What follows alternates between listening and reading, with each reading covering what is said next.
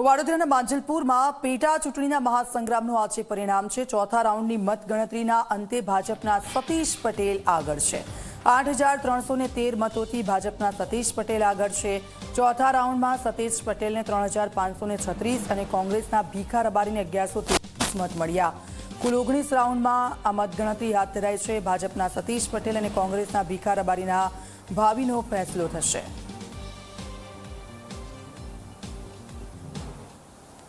વડોદરા શહેરના માંજલપુર વિધાનસભામાં સિનિયર ધારાસભ્ય યોગેશ પટેલના નિધન બાદ પેટા ચૂંટણી યોજાઈ હતી અને આજે પેટા ચૂંટણીનું પરિણામ જે છે તે અત્યારે મતગણતરી કરવામાં આવી રહી છે। મહત્વની વાત છે કે આપ જોઈ રહ્યા છો કે જે રીતે મતગણતરી વહેલી સવારથી શરૂ થઈ ચૂકી છે। 3 રાઉન્ડ જે છે તે અત્યારે પતી ચૂક્યા છે અને હાલમાં ભાજપના કાર્યકર્તાઓમાં અનેરી ખુશી જે છે તે જોવા મળી રહી છે।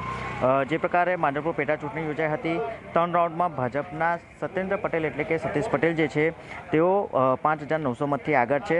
હાલમાં આપ જોઈ રહ્યા છો કે જે રીતે ભાજપના કાર્યકર્તાઓ તેમજ શહેર પ્રમુખ જે છે તેઓ અત્યારે મતગણતરી સ્થળ ઉપર ઉપસ્થિત રહ્યા છે। સાથે સાથે જ વડોદરા શહેરના પ્રથમ નાગરિક એવા મેયર ગીતાબેન મકવાણા છે તેઓ પણ અત્યારે અહીંયા ઉપસ્થિત રહ્યા છે। મહત્વની વાત છે કે ભાજપમાં જે રીતે ઉત્સાહનો મહોત્સવ જે છે તે ઉજવાતો હોય છે તે પ્રકારનો અત્યારે ઉત્સવ જે છે તે જોવા મળી રહ્યો છે અને અત્યારે તમામ કાર્યકર્તાઓ સહિત જે ભાજપના શહેર પ્રમુખ જે છે તેઓ અત્યારે મતગણતરી સ્થળ પર પહોંચ્યા છે અને અત્યારે હાલમાં જોઈ શકાય છે કે જે પ્રકારે લાઈવ સ્ટ્રીમિંગ દ્વારા જે મતગણતરીનો રાઉન્ડ જે છે તેના આંકડાઓનું અત્યારે અહીંયા આગળ આયોજન જે છે તે પણ કરવામાં આવ્યું છે।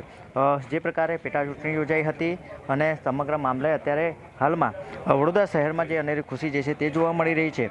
ભાજપના 3 રાઉન્ડ જે છે તે અત્યારે પતી ચૂક્યા છે અને સાથે સાથે જે તમામ કાર્યકર્તાઓ જે છે કે તેઓ ભાજપના ધ્વજ સાથે અત્યારે અહીંયા પહોંચ્યા છે। સાથે જ આ તમામ કાર્યકર્તાઓમાં એક અનેરો ઉત્સાહ જે છે તે જોવા મળી રહ્યો છે। સિનિયર ધારાસભ્ય યોગેશ પટેલના નિધન બાદ માંજલપુર વિધાનસભાની પેટા ચૂંટણી યોજાઈ હતી અને સમગ્ર મામલે અત્યારે કહી શકાય કે ભાજપના કાર્યકર્તાઓ જે છે કે તેઓ અત્યારે મતગણતરી શરૂ થઈ ગઈ છે। ચૂંટણી તો ભારતીય જનતા પાર્ટી માટે એક ઉત્સવ છે। અમે ઉત્સવ ઉજવી રહ્યા છીએ, પહેલાં મતદાનના દિવસે અને ત્યારબાદ જ મતગણતરીના દિવસે। સૌ કાર્યકર્તાઓમાં ભારે ઉત્સાહ છે। શરૂઆતથી પહેલા રાઉન્ડથી જ લીડ મેળવવાનું શરૂ કરી દીધું છે અને અત્યારે લગભગ 5700 મતથી અમારા ઉમેદવાર આગળ છે। ભારતીય જનતા પાર્ટી માટે માંજલપુર વિધાનસભા એક ગઢ રહ્યો છે અને આ બધું જ માંજલપુર જે મત વિસ્તાર છે એના મતદારોને આભારી છે। હું મતદારોનો ખૂબ ખૂબ આભાર વ્યક્ત કરું છું અને અભિનંદન પણ વ્યક્ત કરું છું।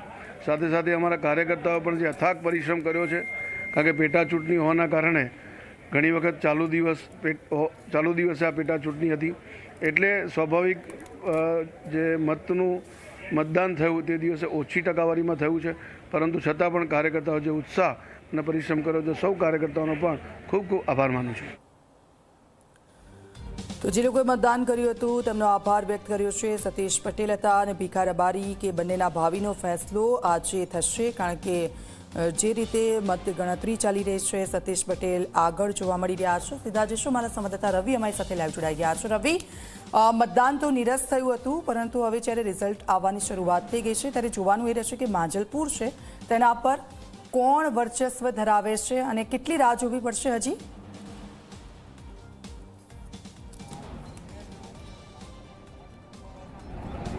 બિલકુલ વાત કરવામાં આવે તો હજુ તો 4 રાઉન્ડની જ મતગણતરી પૂર્ણ થઈ છે। 19 રાઉન્ડ સુધી આ મતગણતરી થશે। 82,000 ટોટલ મતદાન થયું હતું ને તેમાંથી અત્યારે 17,000 જેટલા જે મતો છે તેની ગણતરી થઈ ચૂકી છે। 17,973 મતો અને તેમાંથી 12,941 મત ભાજપના સત્યેન્દ્ર પટેલ એટલે કે સતીશ પટેલ છાનીને મળ્યા છે અને કોંગ્રેસના ભીખા રબારીને માત્ર 4,568 મત મળ્યા છે। એટલે કહી શકાય કે સતીશ પટેલ 8,313 મતની લીડથી અત્યારે આગળ ચાલી રહ્યા છે। 4 રાઉન્ડ પછી એક તરફી પરિણામ આવી રહ્યું હોય તે પ્રકારના દ્રશ્યો અહીંયા માંજલપુર વિધાનસભાની પેટા ચૂંટણીમાં જોવા મળી રહ્યા છે। એમ પણ માંજલપુર વિધાનસભા હોય કે વડોદરા શહેર હોય તે ભારતીય જનતા પાર્ટીનો ગઢ છે, કારણ કે શહેરી વિસ્તારમાં ભારતીય જનતા પાર્ટીની પકડ ખૂબ મજબૂત છે, તેમનું સંગઠન ખૂબ મજબૂત છે અને બૂથ લેવલથી લઈને પેજ કમિટી સુધીનું જે તેમનું સંગઠન હતું તેના કારણે જ કહી શકાય કે આ જે ચૂંટણી છે તેમાં આ ભારતીય જનતા પાર્ટી તરફ પરિણામ જોવા મળી રહ્યું છે। ભાજપે તો વિજય વિજય સરઘસની તૈયારીઓ પણ કરી લીધી છે. 11 વાગ્યાની આસપાસ તમામ પોતાના કાર્યકર્તાઓ, કોર્પોરેટરો, ધારાસભ્યો, શહેરના ચૂંટણીમાં જે પણ જે વ્યક્તિઓ જવાબદાર નિભાવી હતી તે તમામ લોકોને બોલાવ્યા છે અને ભવન સ્કૂલ કે જ્યાં મતગણતરી અત્યારે ચાલુ છે ત્યાંથી આખા માંજલપુર વિધાનસભાની અંદર આ વિજય સરઘસ ડીજેના તાલે કાઢવામાં આવશે તે પ્રકારની માહિતી પણ અત્યારે ભાજપના સૂત્રો પાસેથી મળી રહી છે. 4 રાઉન્ડ પછી 8,313 મતથી આગળ છે સતીશ પટેલ, એટલે હજુ 15 રાઉન્ડની મતગણતરી બાકી છે. 15 રાઉન્ડમાં પણ જો આ જ ટ્રેન્ડ રહ્યું તો પછી 82,000 મતમાંથી કોંગ્રેસના ઉમેદવારને લગભગ મારું એવું અનુમાન છે કે 20,000 થી 22,000 જેટલા જ મતો મળશે, જ્યારે ભારતીય પાર્ટીના ઉમેદવારને ખૂબ વધારે મતો મળશે અને તેમની 35,000ની આસપાસ લીડથી જીત થઈ શકે છે તેવું અનુમાન અત્યારે લગાવવામાં આવી રહ્યું છે અને તે પ્રકારનું ટ્રેન્ડ પણ અત્યારે 4 રાઉન્ડની મતગણતરી પછી જોવા મળી રહ્યું છે. ચોક્કસથી ખૂબ ઝડપી મતગણતરી થઈ રહી છે, ખૂબ સારી કામગીરી ચૂંટણી પંચ તરફથી કરવામાં આવી રહી છે અને એવું માનવામાં આવી રહ્યું છે કે આગામી 2 કલાકની અંદર આખું જે ચિત્ર છે અને મતગણતરી છે તે પૂર્ણ થશે, ચિત્ર પણ સ્પષ્ટ થઈ જશે. બિલકુલ, આભાર રવિ. આપની પાસેથી અપડેટ્સ લેતા રહીશું. તો 2 કલાકનો સમયગાળો ને ત્યાર પછી ચિત્ર સ્પષ્ટ થઈ જશે માંજલપુર વિસ્તાર કે જ્યાં કોની જીત થઈ છે.